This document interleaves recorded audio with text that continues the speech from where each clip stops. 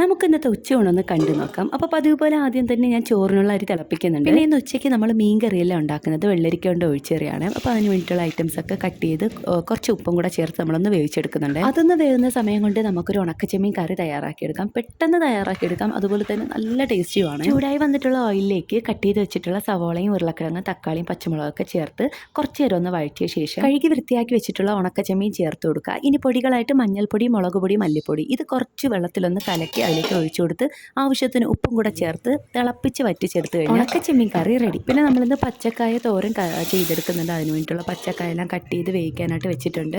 അതിനുശേഷം നമ്മൾ അരപ്പ് റെഡിയാക്കി ഒഴിച്ചെറിയിലും തോരനിലൊക്കെ ചേർത്ത് അവസാനം താളിച്ചൊഴിക്കുന്നുണ്ട്. അപ്പോഴേക്കും നമ്മുടെ ഉണക്ക ചെമ്മീൻ കറി നല്ലതുപോലെ ഒന്ന് തിളച്ച് വറ്റി എണ്ണയൊക്കെ തെളിഞ്ഞ് വന്നിട്ടുണ്ട്. ഈ ഒരു കറി ഉണക്ക ചെമ്മീൻ കൊണ്ട് മാത്രമല്ല, അതുപോലെ പച്ച ചെമ്മീൻ കൊണ്ടും കണവ കൊണ്ടൊക്കെ നമുക്കിത് ചെയ്തെടുക്കാം. അവസാനം പപ്പടവും കൂടെ പൊള്ളിച്ചെടുത്തപ്പോഴേക്കും നമ്മുടെ ഉച്ചയൂണ് തയ്യാറായി. അങ്ങനെ നല്ല ചൂട് ചോറും വെള്ളരിക്ക കൊണ്ടുള്ള ഒഴിച്ചെറിയും ഉണക്കച്ചെമ്മീൻ കറിയും കൂടെ പച്ചക്കായ തോരനും നല്ല പൊള്ളച്ചുവന്ന പപ്പടവും കുറച്ച് അച്ചാറൊക്കെ കൂട്ടി പാത്രത്തിലേക്ക് ചൂടോടെ വിളമ്പിയിട്ടുണ്ട്. അപ്പോൾ എങ്ങനെയുണ്ട് ഇന്നത്തെ നമ്മുടെ ഉച്ചയൂണ്? ഇഷ്ടമായാൽ ലൈക്ക് ചെയ്യാനും സബ്സ്ക്രൈബ് ചെയ്യാനും മറക്കരുതേ.